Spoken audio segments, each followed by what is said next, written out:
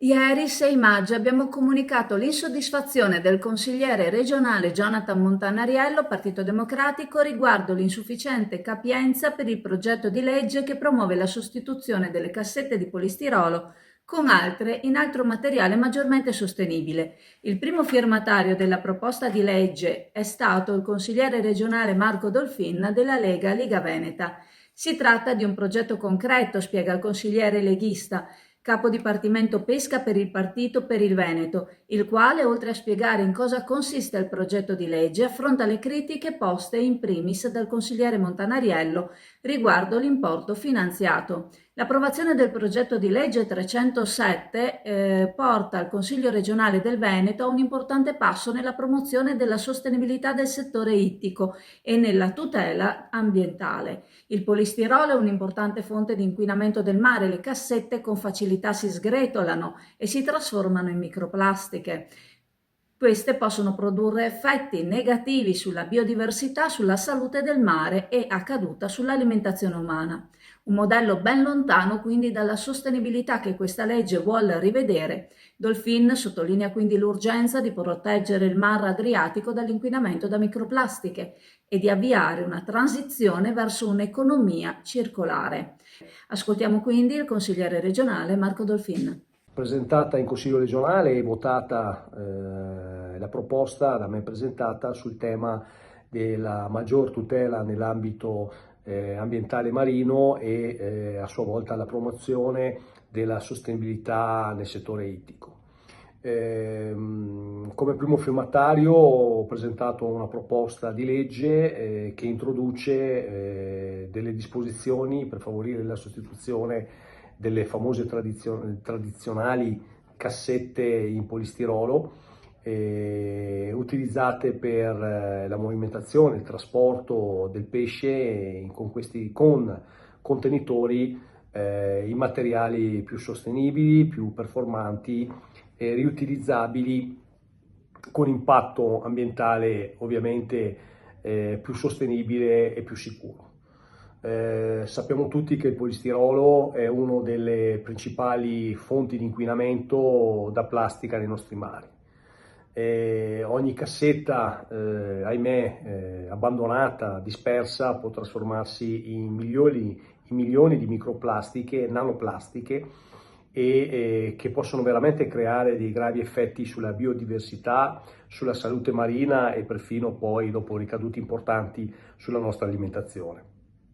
Con questa legge vogliamo cercare di andare in una direzione più sostenibile e attraverso appunto incentivi arrivare alla sostituzione dei contenitori in polistirolo con contenitori riutilizzabili, riciclabili, realizzati ovviamente con materiali a basso impatto ambientale, compatibili ovviamente con gli standard igienico-sanitari e attraverso poi l'acquisto di macchinari che poi servono appunto all'utilizzo della gestione complessiva tra la pulizia e il riutilizzo degli stessi contenitori all'interno del mercato, dei vari mercati ittici.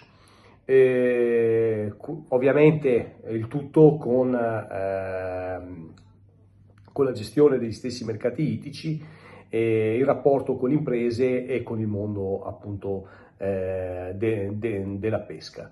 Ovviamente qualcuno potrà dire che in termini economici non sono stati messi ingenti risorse.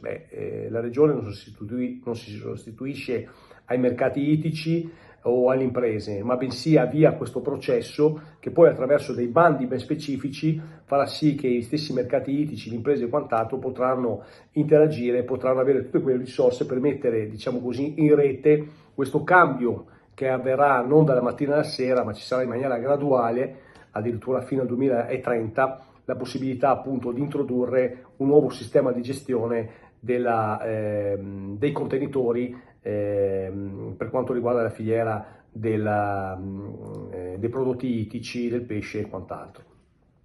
Credo che sia un'introduzione importante che va non solo a tutelare l'ambiente e dunque la risorsa biomarina e quant'altro, ma soprattutto andrà nella direzione di abbattere i costi nei confronti delle imprese che si ritrovano a dover pagare in maniera profumata, diciamo così, questi contenitori, attuali contenitori che non sono monouso e non possono ovviamente essere riutilizzabili. E con una grande poi dopo dispersione, non certamente colpa diretta, ma indiretta di questi contenitori.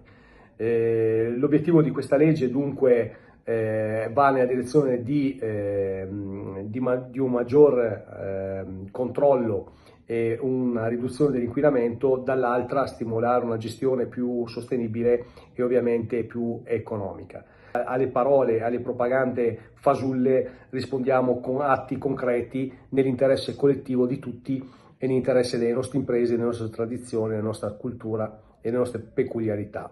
Abbiamo avuto modo di conoscere una delle aziende che da anni sta proponendo le cassette riutilizzabili dotate tra l'altro di chip in modo da essere rintracciabili. Si tratta della Duo. Sappiamo che il sistema può godere dei fondi FEAMP e sono varie le marinerie ad adottarlo, soprattutto in Regione Campania.